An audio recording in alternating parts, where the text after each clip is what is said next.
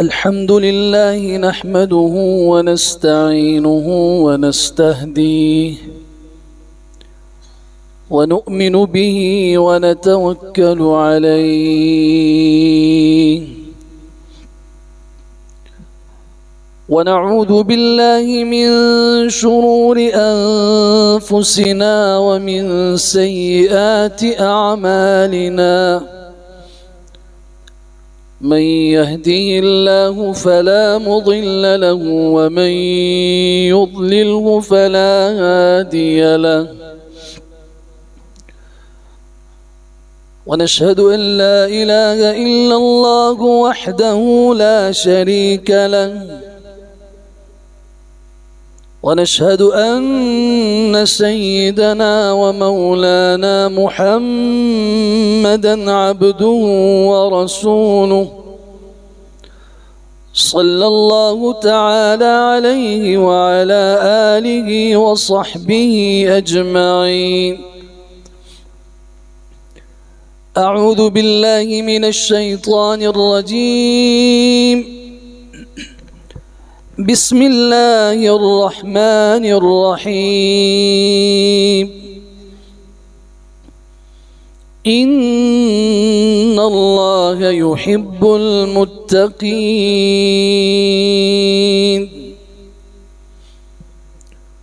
وقال سبحانه عز وجل: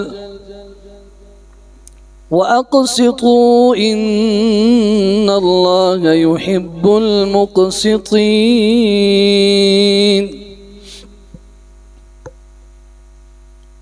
وقال سبحانه وتعالى: فإذا عزمت فتوكل على الله إن الله يحب المتوكلين.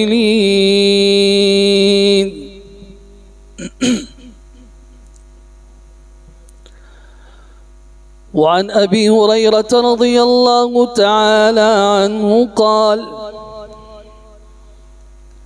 سئل رسول الله صلى الله عليه وسلم عن أكثر ما يدخل الناس الجنة، فقال عليه الصلاة والسلام: تقوى الله وحسن الخلق. وعن أبي ذر ومعاذ بن جبل رضي الله تعالى عنهما قال رسول الله صلى الله عليه وسلم: اتق الله حيثما كنت واتبع السيئة الحسنة تمحها وخالق الناس بخلق حسن. وعن عبد الله بن عمرو بن العاص رضي الله تعالى عنه قال رسول الله صلى الله عليه وسلم: إن المقسطين عند الله على منابر من نور. وقال رسول الله صلى الله عليه وسلم: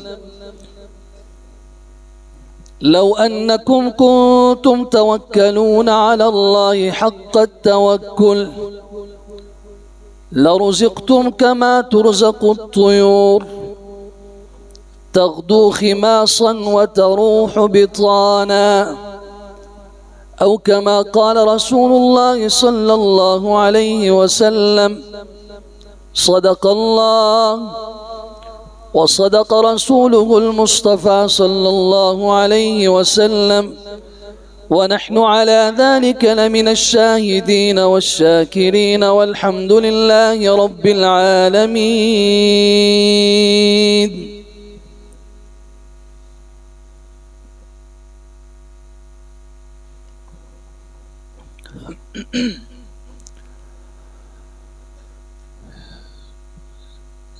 हमारे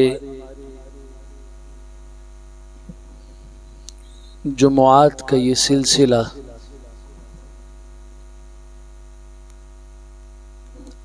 اللہ تبارک و تعالی اپنے کن بندوں سے محبت فرماتے ہیں؟ آج تیسرا جمعہ ہے اور آج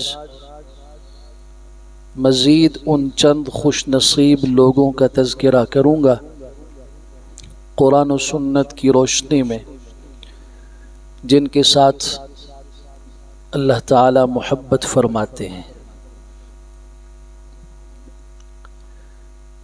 چنانچہ ان خوش نصیب بندوں میں سے ایک طبقہ وہ ہے جنہیں متقی اور پرہیزگار کہا جاتا ہے۔ قرآن مجید میں مختلف مقامات پر ان اللہ یحب المتقین واللہ یحب المتقین کے الفاظ آپ کو ملیں گے۔ سورہ توبہ کی آیت نمبر 4 اور اسی سورہ توبہ کی آیت نمبر 7، ان اللہ یحب المتقین، اللہ تعالی متقین سے محبت فرماتے ہیں، پرہیزگار سے اللہ محبت فرماتے ہیں۔ پرہیزگار کسے کہا جاتا ہے؟ متقی کسے کہتے ہیں؟ اس کی مختلف تعریفات علماء نے کی ہیں اور ہر ایک کی تعریف خوبصورت موتیوں پر اور پھولوں پر مشتمل ہے۔ سیدنا عمر بن خطاب رضی اللہ تعالیٰ عنہ کی مجلس شورا میں حضرت نے یہ سوال کیا کہ تقوی کس چیز کو کہتے ہیں؟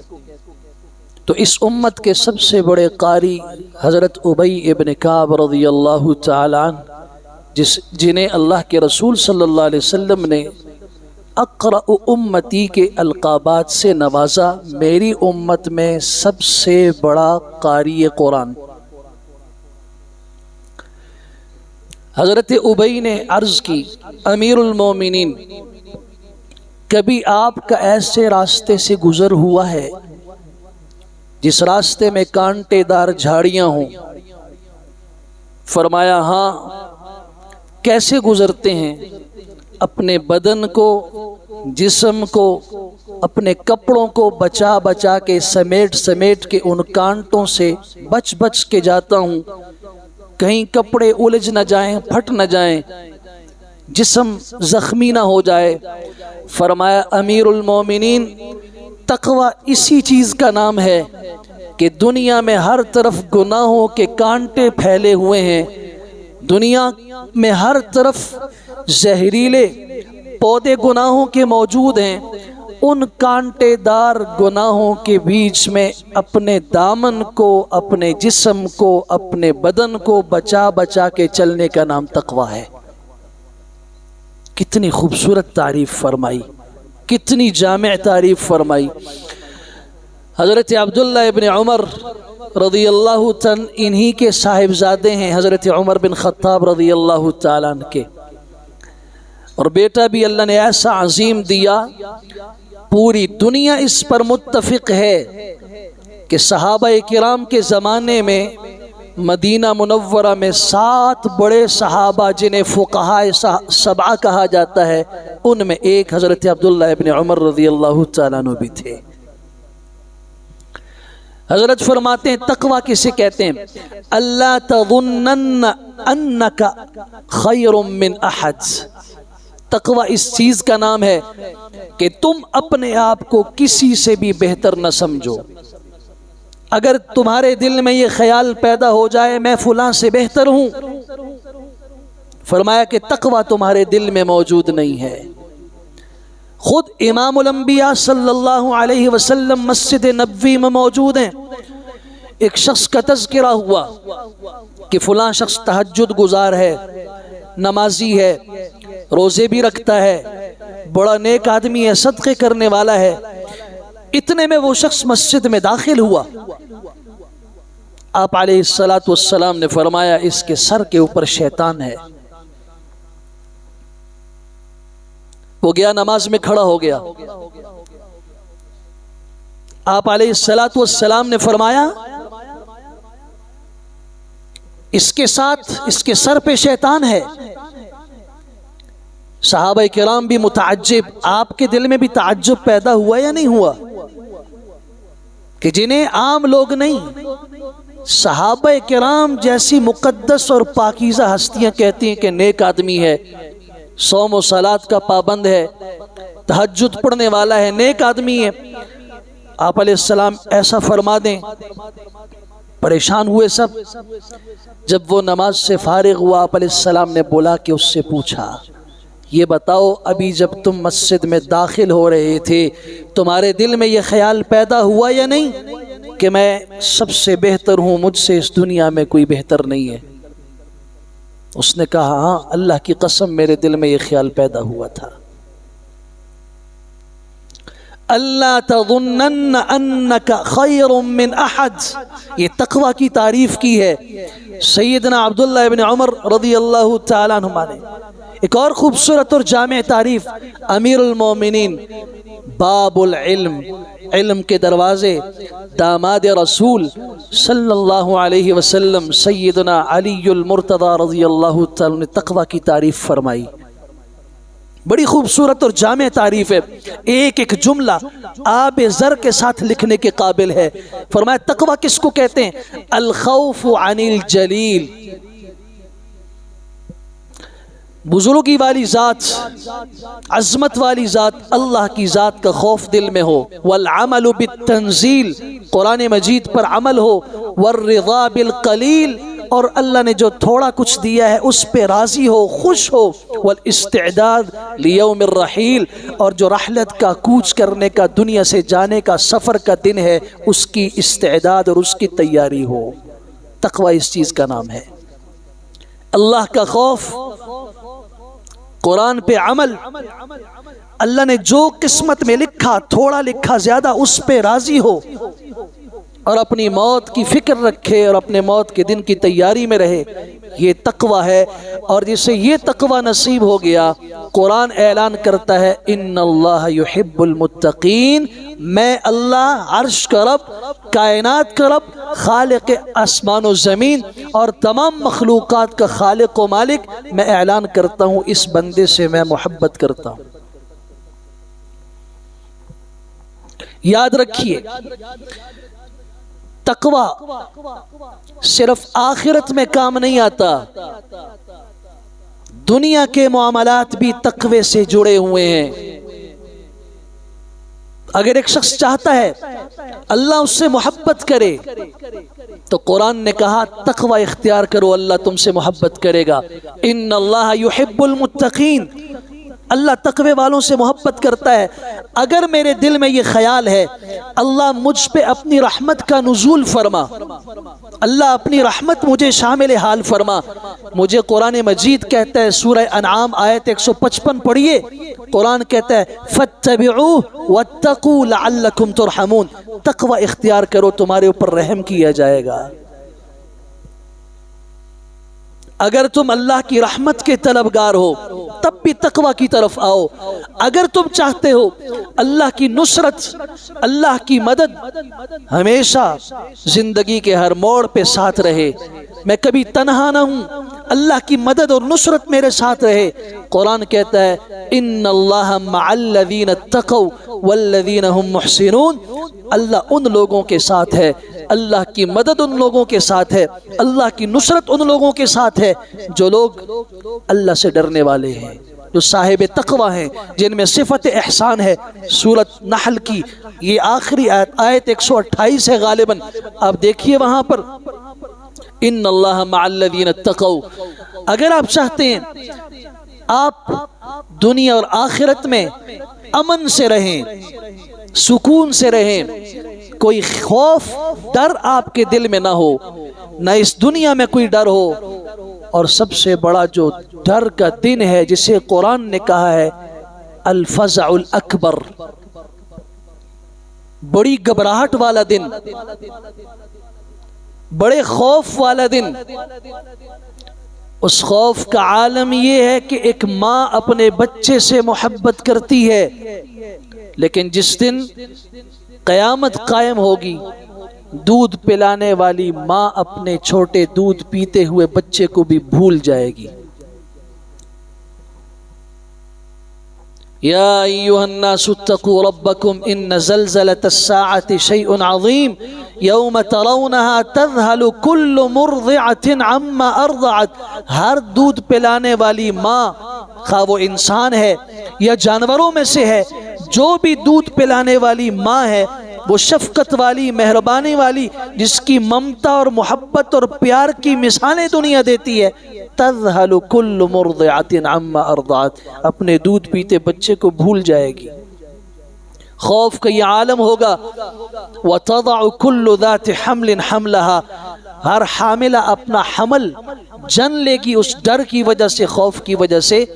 اس خوف جسے قرآن نے الفزع الاکبر کہا، جس کے اندر، جس کے دل میں تقوی ہے، پرہیزگاری ہے، اس شخص کو اللہ تعالیٰ آج دنیا میں بھی خوف سے امن عطا فرمائیں گے۔ اللہ تعالیٰ اس دن کے خوف سے بھی فَمَنِ اتَّقَى وَأَصْلَحَ فَلَا خَوْفٌ عَلَيْهِمْ وَلَا هُمْ يَحْزَنُونَ، جس نے تقوی اختیار کیا، اپنے عمل کو درست کیا، عمل کی اصلاح کی، ایسے لوگوں پر فَلَا خَوْفٌ عَلَيْهِمْ وَلَا هُمْ يَحْزَنُونَ، کسی چیز کا کوئی ڈر نہیں ہوگا، کوئی غم نہیں ہوگا۔ اگر کوئی چاہتا ہے میرا دل روشن ہو جائے، اللہ میرے دل کو روشن فرمائے، ایمان سے دل روشن ہوتا ہے، دل میں نور پیدا ہوتا ہے۔ افمن شرح اللہ صدرہ للاسلام فہو علی نور من ربہ، اللہ تعالیٰ نے جس کے سینے کو کھول دیا، جس کے دل میں اسلام داخل کیا، فہو علی نور من ربہ، وہ اللہ کی طرف سے ایک نور اور نور ہدایت پر ہوتا ہے، اس کا دل روشن ہوتا ہے۔ پھر انسان چاہتا ہے اللہ میرے دل کو اور بھی روشن فرما، قرآن کہتا ہے تقوی اختیار کرو۔ یا ایھا الذین آمنوا ان تتقوا اللہ یجعل لکم فرقانا، یہ فرقان کیا ہے؟ اللہ تمہارے دل کو روشن کر دے گا اگر تم اللہ سے ڈرنا شروع کر دو، اگر تمہارے دل میں اللہ کا خوف پیدا ہو جائے، تقوی پیدا ہو جائے۔ یجعل لکم فرقانا، اللہ تعالیٰ تمہارے دل کو فرقان سے بھر دیں گے۔ فرقان نور قلب ہے، فرق، تمہیں حق اور باطل کا فرق نظر آنا شروع ہو جائے گا۔ آج ہر مسلمان کہہ رہا ہے ہم کس طرف جائیں حضرت، حق کدھر ہے؟ ہر شخص، ہر فرقہ، ہر ایک صاحب علم اپنے آپ کو کہہ رہا ہے میں حق پر ہوں، ادھر آؤ حق یہاں ہے، وہ کہتا ہے حق یہاں ہے۔ ہمیں تو پتہ ہی نہیں حق کس طرف ہے، ہمیں اس لیے نہیں پتہ کہ ہمارے دل میں تقوی نہیں، ہمارے دل میں وہ نور نہیں ہے۔ ہمیں آنکھوں کے اندر نور کی بنیاد پر یہ تو نظر آتا ہے کہ یہ سبزی خراب ہے، یہ سبزی تازہ اور ٹھیک ہے، یہ کپڑا عمدہ ہے، اس کپڑے میں شائننگ نہیں ہے، یہ جوتے اچھے ہیں، یہ پھٹے ہوئے ہیں۔ ہماری نظر تو سب کچھ دیکھ رہی ہے، ہمارے کان تو سب کچھ سنتے ہیں کہ یہ اچھی بات ہے، یہ بری بات ہے۔ ادھر گالی آئی، چہرہ سرخ ہو گیا، ارے کیا ہوا؟ اس نے غلط بات کی، کیسے پتا چلا؟ کانوں نے سنا۔ ہمارے کان اس معاملے میں تو تیز ہیں، ہمارے ہاتھ اس معاملے تو تیز ہیں، ہمارے بدن کا ایک ایک عضو دنیا کے معاملات کے معاملے میں تیز ہے، ہمارا ایک ایک ظاہری عضو بالکل ایکٹیو اور متحرک ہے، لیکن ہمارا دل مردہ ہے، ہمارے دل میں نور نہیں ہے۔ اس وجہ سے جو شخص یہ کہتا ہے مجھے حق اور باطل کی پہچان نہیں ہے، تم اندھے ہو۔ قرآن کہتا ہے فَإِنَّهَا لَا تَعْمَى الْأَبْصَارُ وَلَكِنْ تَعْمَى الْقُلُوبُ الَّتِي فِي الصُّدُورِ، ان کی آنکھیں اندھی نہیں ہیں، ان کے سینوں میں جو دل ہیں وہ اندھے ہو چکے ہیں، انہیں ہدایت اور گمراہی میں فرق نہیں نظر آ رہا۔ آپ کہتے ہیں جی دن ہے، کیوں؟ باہر روشنی ہے۔ آپ کہتے ہیں رات ہے، کیوں؟ کچھ نظر نہیں آ رہا، اندھیرا ہے، رات ہے۔ آپ کی آنکھیں سالم ہیں تو آپ دن اور رات میں فرق کرتے ہیں، آپ کی آنکھیں سالم ہیں تو آپ کہتے ہیں یہ سفید ہے، یہ سیاہ ہے۔ لیکن جب دل مردہ ہو جاتا ہے، دل کی بینائی اٹھ جاتی ہے، پھر اسی طریقے سے جیسے آنکھوں کی بینائی اٹھ جائے، فرق معلوم نہیں ہوتا کہ اندھیرا کیا ہوتا ہے، روشنی کیا ہوتی ہے۔ سفید کیا ہے، سیاہ کیا ہے، یہ تمیز نہیں ہے۔ جس کا دل اندھا ہو جائے تو قرآن کہتا ہے پھر اس کے پاس حق اور باطل کی تمیز نہیں رہتی۔ یہ شکایت وہ کرتا ہے کہ جی مجھے تو حق سمجھ میں نہیں آ رہا۔ حق تو اللہ کی قسم جنہوں نے نہیں تسلیم کیا، جنہوں نے حق کو ٹھکرایا، جنہوں نے حق والوں کا مقابلہ کیا، ان کے راستے میں رکاوٹیں کھڑی کی، وہ بھی سمجھتے تھے کہ حق حق ہے اور باطل باطل ہے۔ ابو جہل سے پوچھو، وہ سمجھتا تھا کہ لا الہ الا اللہ محمد الرسول اللہ میں جو نور ہے وہ لات و منات کو سجدے کرنے میں نہیں ہے۔ وہ سمجھتا تھا کہ محمد الرسول اللہ صلی اللہ علیہ وسلم کی زبان سے نکلے ہوئے کلمات وہ ہدایت رکھتے ہیں، جو ہم کر رہے ہیں غلط ہے، سمجھتا تھا۔ تبھی تو اخنس بن شریق نے کہا کہ ابو الحکم کیا بات ہے، تم ہمیں روکتے ہو کہ محمد صلی اللہ علیہ وسلم کے قریب نہ جاؤ، وہ لوگوں پہ جادو کر دیتا ہے، آج رات کے وقت تم یہاں کیا کر رہے ہو؟ اس دار ارقم میں رسول اللہ صلی اللہ علیہ وسلم قرآن پڑھا رہے ہیں صحابہ کو، باہر ابو سفیان بھی کھڑا ہے، باہر عتبہ بھی کھڑا ہے، باہر ابو جہل بھی کھڑا ہے، اخنس بن شریق بھی کھڑا ہے۔ ایک دوسرے کو دیکھتے ہیں تم کیا کر رہے ہو، کہتے تم کیا کر رہے ہو؟ بات تو حقیقت ہے، کیا چھپائیں۔ بات یہ ہے کہ محمد کی زبان سے جو نکلتا ہے اللہ کی قسم وہ دل میں اتر جاتا ہے، اس کے کلام میں مٹھاس شہد سے زیادہ بڑھ کے ہے، اس کی لذت دودھ سے زیادہ خالص ہے، تو پھر ہم مانتے کیوں نہیں؟ تو ابو جہل نے کہا اگر مانیں گے تو پھر ہماری سرداری جائے گی، پھر ہمیں ان کے قدموں میں بلال کے ساتھ بیٹھنا ہوگا، عمار بن یاسر کے ساتھ بیٹھنا ہوگا۔ یہ لوگ ہمارے غلام ہیں، ان کے کھانے کے برتن الگ ہیں، ان کی رہائش کی جگہ الگ ہیں، جہاں ہم بیٹھتے ہیں ہمارے پاؤں میں ان کے سر ہوتے ہیں۔ تم کیا سمجھتے ہو اگر ہم محمد صلی اللہ علیہ وسلم کے دین کو قبول کر لیں ہم انہیں بھائی بنا لیں گے، ہم ان کے ساتھ بیٹھیں گے؟ یہ ہماری توہین نہیں ہے۔ حق سمجھتے تھے، نظر تو آتا تھا ان کو بھی، تسلیم نہیں کیا۔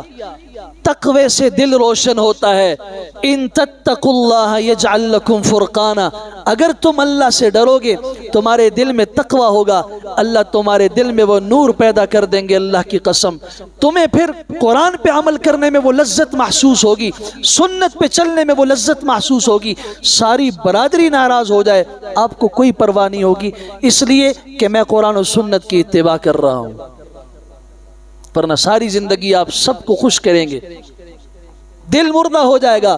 اگر آپ چاہتے ہیں شیطان اور اس کے وسوسوں سے میں بچ جاؤں تب بھی قرآن نے جو نسخہ کیمیا بتایا ہے یہی تقوی ہے۔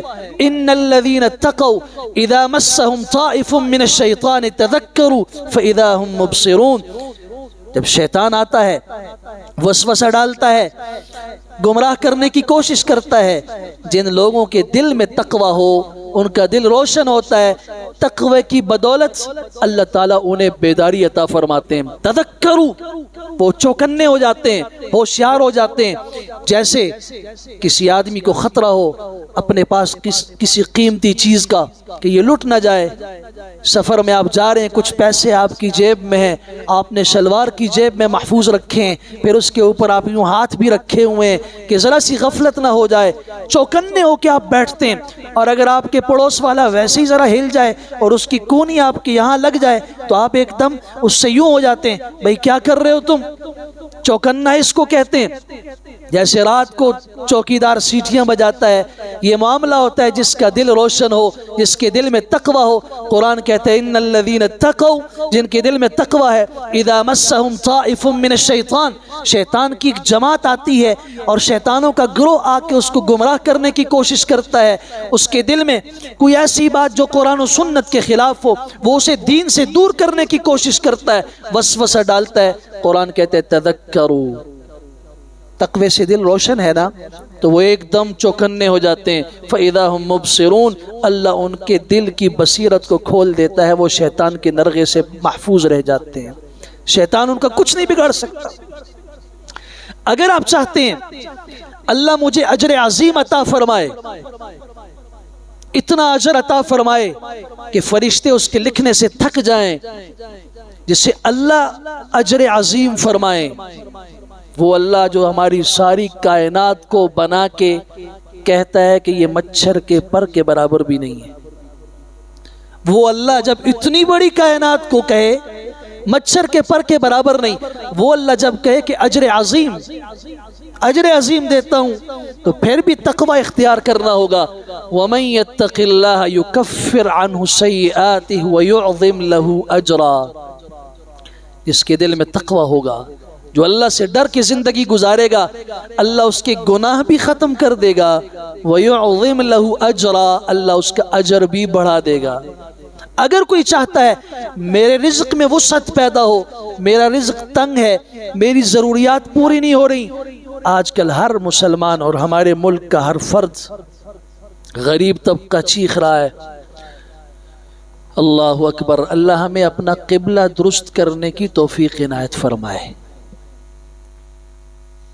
قبلہ درست کرنا اس لیے کہہ رہا ہوں کہ میری مثلاً اگر 40 سالہ زندگی ہے تو میری زبان بھی یہی کہتی ہے اور میرے کان بھی یہی سنتے ہیں، فلاں حکمران آیا حالات ٹھیک ہو گئے، فلاں گیا حالات بگڑ گئے، فلاں آ رہا ہے حالات ٹھیک ہو جائیں گے، فلاں رہے تو پھر مزید ٹھیک ہوں گے، بس یہ ٹھیک ہو جائیں گے، ہو گئے، گئے خراب ہو گئے، خراب ہو جائیں گے، میں ہماری ساری زندگی گزر جاتی ہے۔ کبھی غور کیا آپ نے؟ تو ملک کی فکر چھوڑو، دنیا کی فکر چھوڑو کہ باقی کیا ہو رہا ہے، تم اپنی فکر کرو کہ تمہارا حال کیا ہو رہا ہے اس وقت، تم کس حال میں ہو۔ قرآن مجید نے کہا کہ رزق کی تنگی، اللہ تعالیٰ اس سے ہر مسلمان کی حفاظت فرمائے۔ کیوں؟ اس لیے کہ جب رزق تنگ ہوتا ہے تو بسا اوقات انسان تنگ دستی کی وجہ سے کفر بھی اختیار کر لیتا ہے۔ رسول اللہ صلی اللہ علیہ وسلم نے فرمایا تھا، کاد الفقر ان یکون کفرا، قریب ہے کہ فقر اور تنگ دستی کفر کا سبب بن جائے۔ حالات جب بگڑتے ہیں نا تو پھر انسان کوئی بھی قدم غلط اٹھانے کے لیے تیار ہوتا ہے۔ آپ جائیے کبھی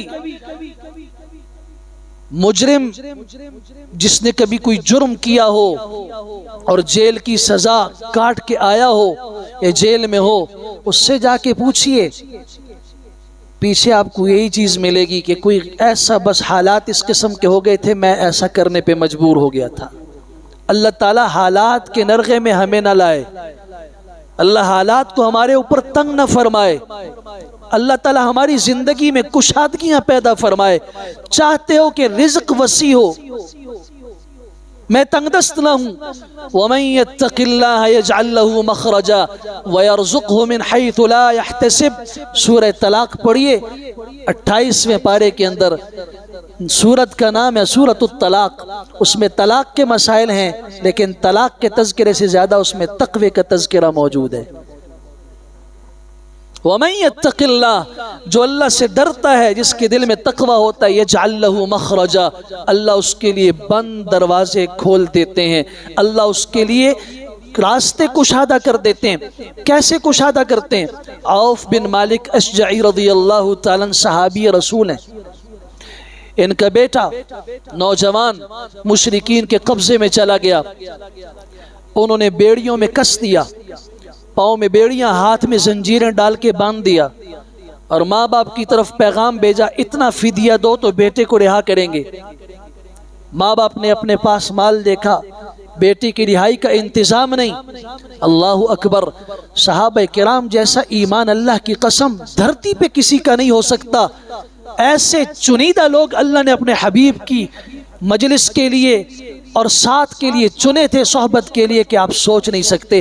حالات آئے فوراً امام الانبیاء صلی اللہ علیہ وسلم کی خدمت میں آ گئے۔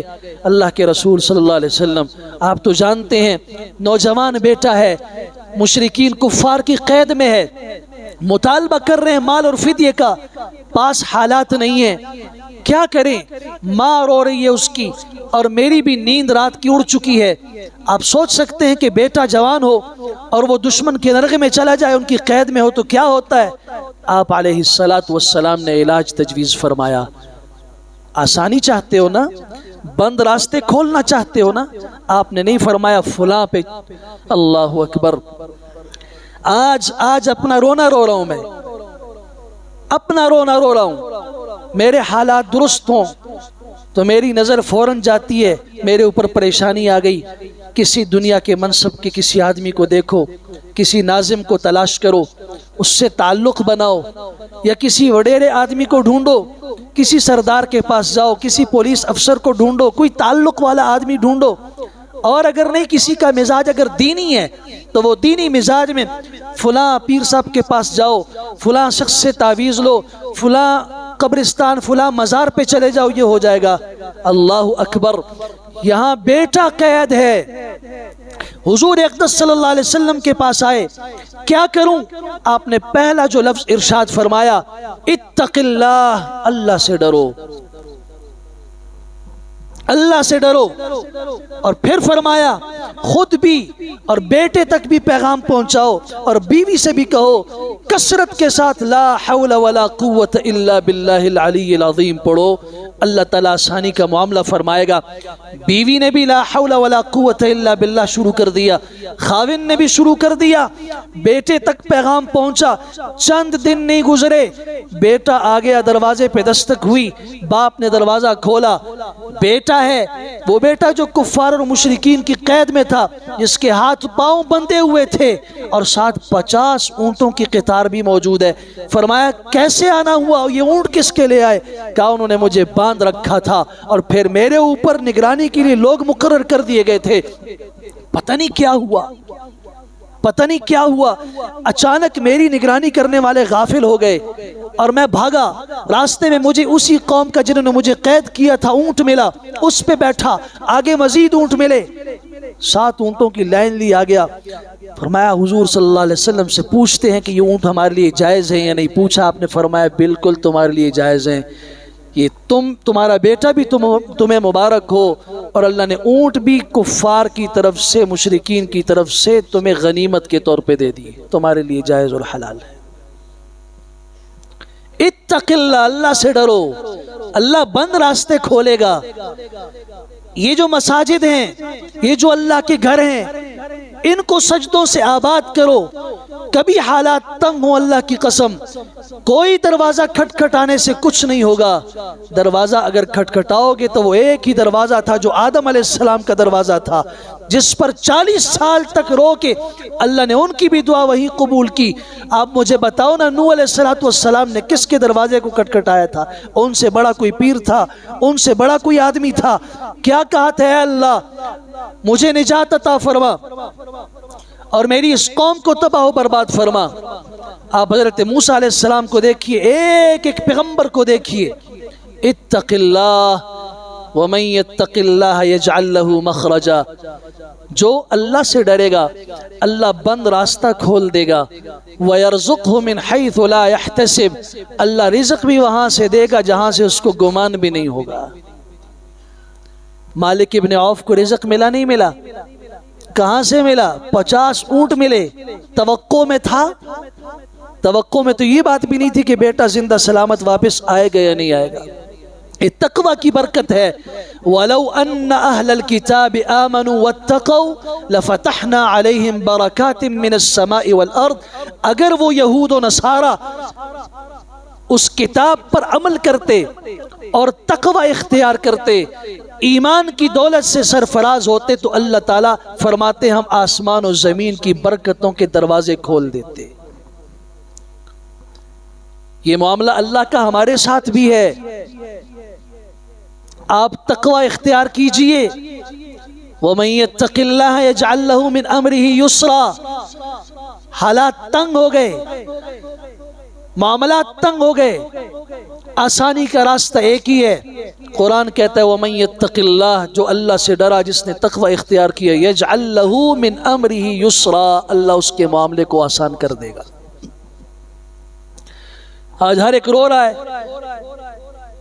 کہ فلاں نے جادو کر دیا، فلاں عورت نے جادو کروا دیا، وہ خالہ آتی ہیں اس نے یہ کر دیا، وہ نانی آتی انہوں نے یہ کر دیا۔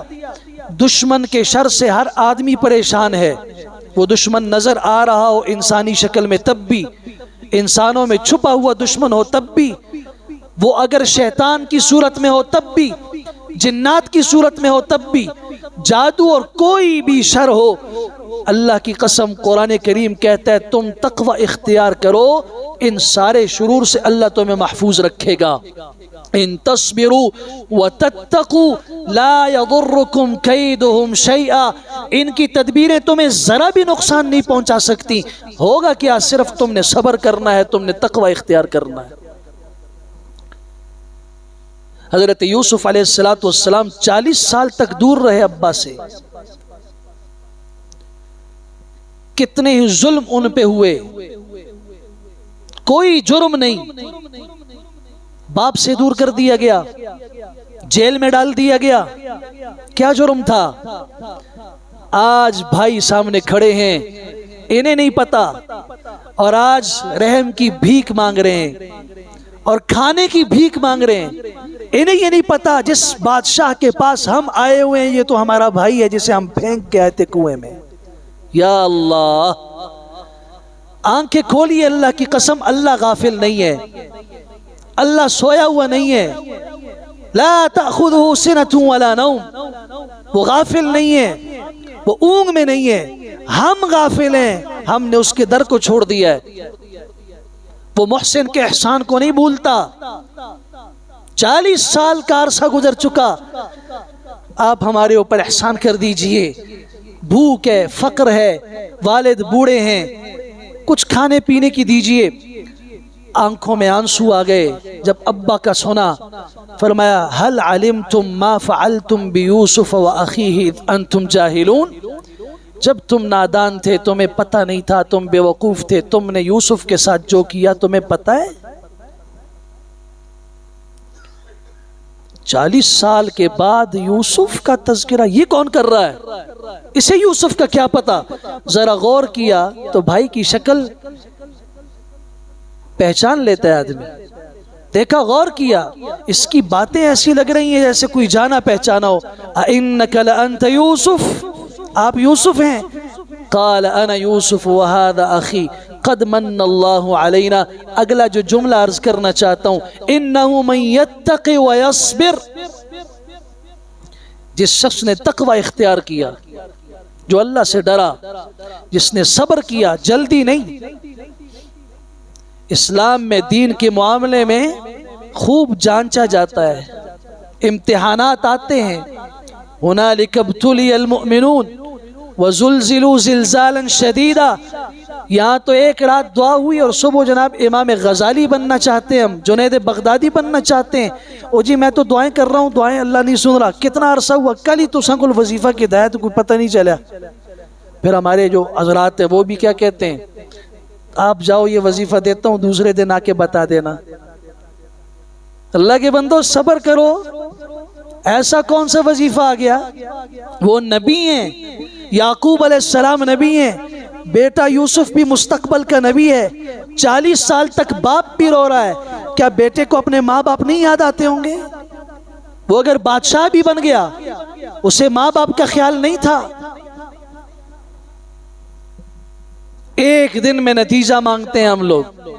انہو من یتقی، حضرت نے بتایا بھی، ہاں اللہ احسان ضرور کرتا ہے، لیکن اس کے لیے پہلی شرط یہ ہے کہ تقوی اختیار کرنا ہوگا، قدم قدم پہ اللہ سے ڈرنا ہوگا، وَيَصْبِرْ، اور تھوڑا صبر بھی کرنا ہوگا، تب نتیجہ انشاءاللہ موافق نکلے گا۔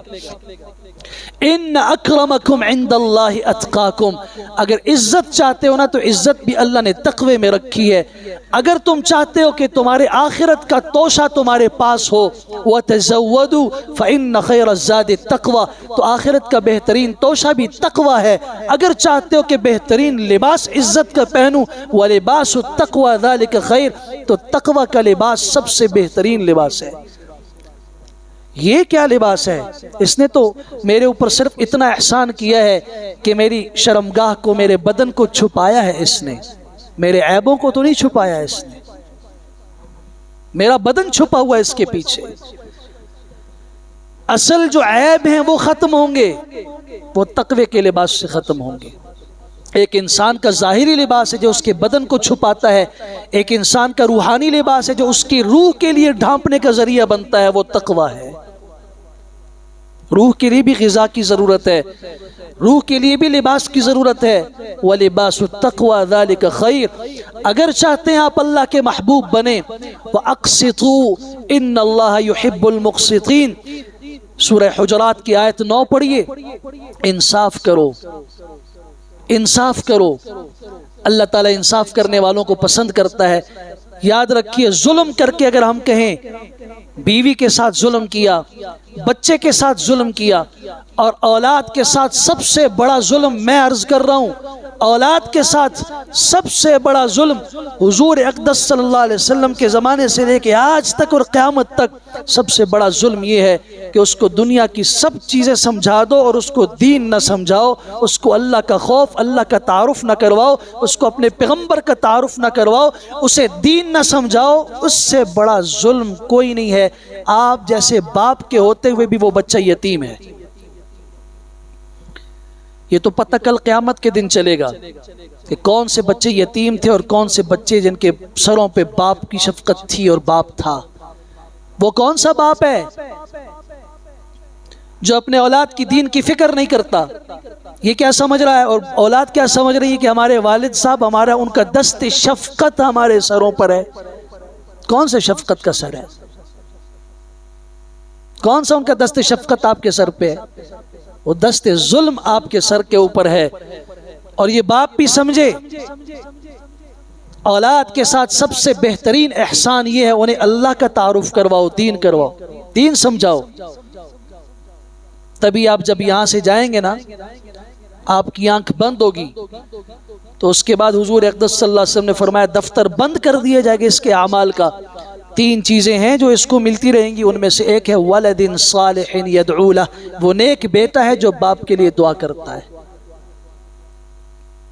میں تحدیث بن نعمت کے طور پہ کہتا ہوں، ممبر پہ بیٹھا ہوں، جس ممبر کی نسبت اللہ کے رسول صلی اللہ علیہ وسلم کی مسجد کے ممبر کے ساتھ ہے، اس کی ایک شاخ ہے، اللہ کے گھر میں ہوں۔ اللہ کی قسم میں سمجھتا ہوں کہ مجھ پر سب سے بڑا احسان میرے رب کا ایمان کی صورت میں ہے، اور میرے والد کا، میری والدہ کا سب سے بڑا احسان مجھ پر یہ ہے کہ انہوں نے میری دینی تربیت میں مجھے صرف کیا اور نکالا۔ اور میں کہا کرتا ہوں، مجھے وہ وقت یاد ہے جب میں کراچی کے سفر پہ نکل رہا تھا تو والدہ نے ہاتھ نہیں ملایا جاتے وقت۔ والد صاحب رحمہ اللہ کہنے لگے کیسی ماں ہو تم، بچہ جا رہا ہے تم اس سے مل نہیں رہی۔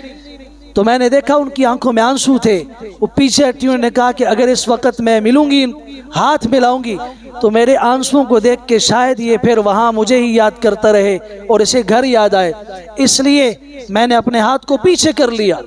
اس وقت تو مجھے یہ بات بڑی سخت چبھی، لیکن آج جا کے سمجھ میں آئی کہ یہاں ماؤں کی قربانیاں ہوتی ہیں، ماں باپ کی قربانیاں ہوتی ہیں، تب جا کے انہیں پھل ملتا ہے۔ ایک چھوٹے سے پودے کو آپ جب تک اس کا خیال نہ رکھیں وہ سوکھ جائے، وہ ختم ہو جائے، وہ پھل دے سکتا ہے، وہ پھل دینے کے قابل تب ہوگا جب آپ اس کا خیال رکھیں گے، آپ اسے پانی بھی دیں گے، آپ وہ چیزیں جو اس کے لیے نقصان دہ ہیں ان سے اس کو بچائیں گے، تب جا کے وہ۔ تو یہ بچے بھی ہمارے مستقبل کے پھل ہیں، ان سے جو پھل نیکیوں کی صورت میں، دعاؤں کی صورت میں ماں باپ کو ملیں گے، اس کے لیے آج ضرورت ہے ان کی تربیت کی جائے۔ یہ اولاد کے ساتھ سب سے بڑا انصاف ہے، اور ایسا منصف باپ اور ایسے انصاف کرنے والے لوگ، رسول اکرم صلی اللہ علیہ وسلم نے فرمایا، صحیح مسلم کی حدیث ہے، سنن نسائی میں بھی ہے، حضرت عبداللہ ابن عمرو بن عاص رضی اللہ عنہ راوی ہیں، آپ علیہ السلام نے فرمایا ان المقسطین علی منابر من نور، قیامت کے دن جنت میں اللہ کے دائیں طرف، اور پھر آپ علیہ السلام نے فرمایا اللہ کے دونوں طرف دائیں طرف ہیں، ہمارے لیے یہ طرف دائیں یہ بایاں نہیں، اللہ کا ہر طرف دایاں ہے۔ فرمایا وہاں پہ نور کے ممبر ہوں گے، نور کے تخت ہوں گے، نور کے ممبروں کے اوپر وہ لوگ بیٹھے ہوئے ہوں گے جنہوں نے دنیا میں انصاف کیا، المقسطین، انصاف کرنے والے لوگ ہیں۔ ظلم سے بچیے۔ اسلام دنیا میں اپنے انصاف کی بنیاد پہ پھیلا ہے، اپنے اخلاق کی بنیاد پہ پھیلا ہے۔ وَأَقْسِطُوا، انصاف کرو، ان اللہ یحب المقسطین، انصاف کرنے والوں سے اللہ محبت فرماتا ہے۔ کیسا انصاف کرو؟ امام الانبیاء صلی اللہ علیہ وسلم اپنے آخری ایام میں بیمار ہیں، مسجد نبوی میں تشریف لائے، فرمایا لوگو میں آج اپنے معاملات کو دنیا میں ختم کرنا چاہتا ہوں، کسی شخص کے ساتھ میری طرف سے کوئی زیادتی ہوئی ہو، کسی پر میرا کوئی حق ہو تو میں محمد آج سامنے کھڑا ہوں صلی اللہ علیہ وسلم، اٹھے وہ مجھ سے اپنا بدلہ لے لے۔ تو ایک صحابی کھڑے ہوئے ہیں، عکاشہ، کہ اللہ کے رسول صلی اللہ علیہ وسلم میں ایک حق رکھتا ہوں۔ ایک موقع پر آپ صفیں درست کر رہے تھے، آپ کے ہاتھ سے کوڑا میری پیٹھ پہ پڑا تھا، تو میں اس کا بدلہ لینا چاہتا ہوں۔ آپ علیہ السلام نے فرمایا اس کو آنے دو۔ صحابہ کرام نے کہا ہم سے لے لو بدلہ۔ سیدنا ابو بکر صدیق، سیدنا عمر فاروق، حضرت علی المرتضی، ایک ایک ہم سے بدلہ لو۔ آپ علیہ السلام نے فرمایا نہیں، اس کو آنے دو۔ وہ کاشا آئے، میں بدلہ لینا چاہتا ہوں۔ آپ علیہ السلام نے فرمایا اس کو کوڑا دیا جائے۔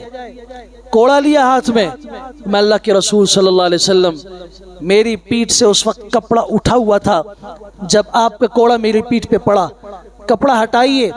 آپ علیہ السلام نے کپڑا اٹھایا۔ آپ کیفیت دیکھیے، آج ہم اللہ کی قسم سننے کی طاقت نہیں رکھتے کہ یہ کیا ہو رہا ہے۔ وہ صحابہ کرام جو وہاں موجود تھے ان کی کیا کیفیت ہوگی؟ وہاں آہو بکا، چیخ و چلانا، رونا شروع ہو گئے صحابہ۔ عکاشہ اللہ کے واسطے یہ ظلم کیا کر رہے ہو؟ عکاشہ نے کہا نہیں، میں نے بدلہ لینا ہے۔ کپڑا اٹھایا گیا، وہ فوراً لپک گئے۔ انہوں نے کہا اللہ کی قسم، کون ظالم یہ سوچ سکتا ہے کہ امام الانبیاء صلی اللہ علیہ وسلم کے جسم پہ خراش تک آئے اور میں کوڑا ماروں؟ نہیں، میں تو اپنے جسم کو آپ کے جسم کے ساتھ ملانا چاہ رہا تھا، میں تو آپ کی اس مبارک جگہ پر، پیٹھ پر اپنا بوسہ دے کر اپنے اوپر جہنم کی آگ کو اور دھوئیں کو حرام کرنا چاہتا تھا، کیونکہ میں نے سن رکھا ہے آپ علیہ السلام نے فرمایا تھا جس بدن کے ساتھ میرا ہاتھ لگا، میرے جسم کا حصہ لگا ہے، اس پر اللہ نے جہنم کی آگ کو حرام کر دیا ہے۔ میں تو اپنے اوپر جہنم کی آگ حرام کرنا چاہ رہا تھا۔ اللہ اکبر، عدل و انصاف ہے۔ اب فرمانے آ جاؤ، فاطمہ مخزومیہ کا ہاتھ کٹا، چوری ثابت ہوئی، اس سے پہلے قوم کے لوگ آئے، اسامہ بن زید کو جو آپ علیہ السلام کے منہ بولے بیٹے حضرت زید بن حارثہ کے بیٹے تھے، اور آپ علیہ السلام کے کندھوں پر حضرت حسن اور حسین رضوان اللہ تعالی عنہما کی طرح انہوں نے سواریاں کی تھیں، بڑے محبوب تھے، ان کو سفارش کے لیے بھیجا۔ آپ علیہ السلام کا چہرہ مبارک سرخ ہوا، آپ نے فرمایا اللہ کی قسم یہ تو فاطمہ مخزومیہ ہے، لو كانت فاطمة بنت محمد سرقت لقطعت يدها، اگر اس فاطمہ مخزومیہ کی جگہ پر محمد صلی اللہ علیہ وسلم کی بیٹی فاطمہ ہوتی، چوری کرتی، میں اس کا بھی ہاتھ کاٹ دیتا۔ جبل بن ایہم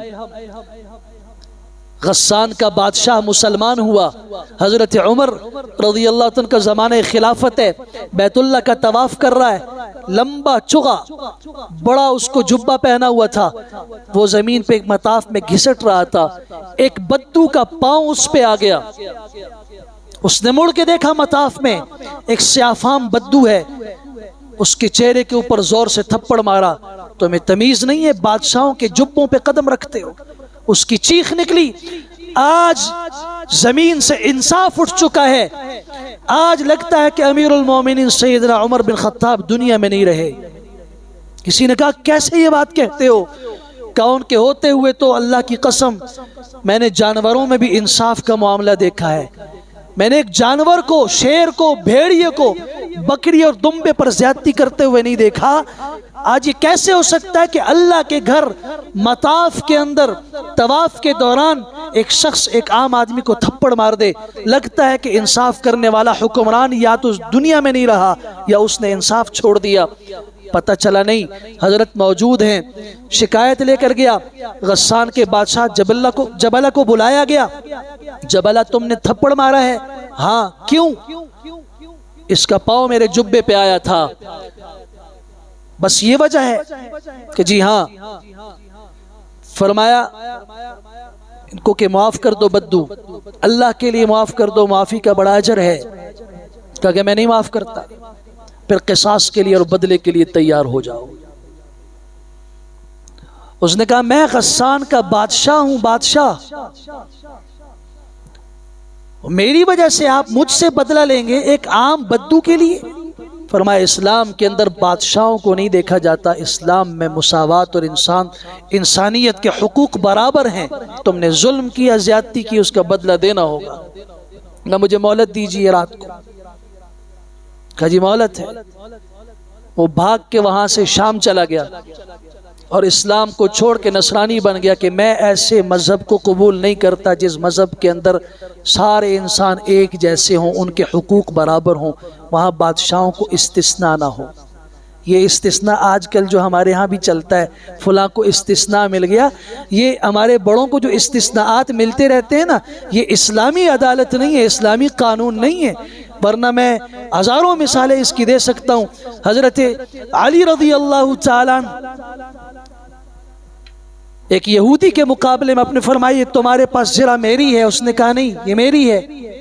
آپ نے عدالت میں جا کے کیس دائر کیا، قاضی شریح کی عدالت ہے، وہ تابعی ہیں۔ انہوں نے کہا امیر المومنین 2 گواہ پیش کیجئے۔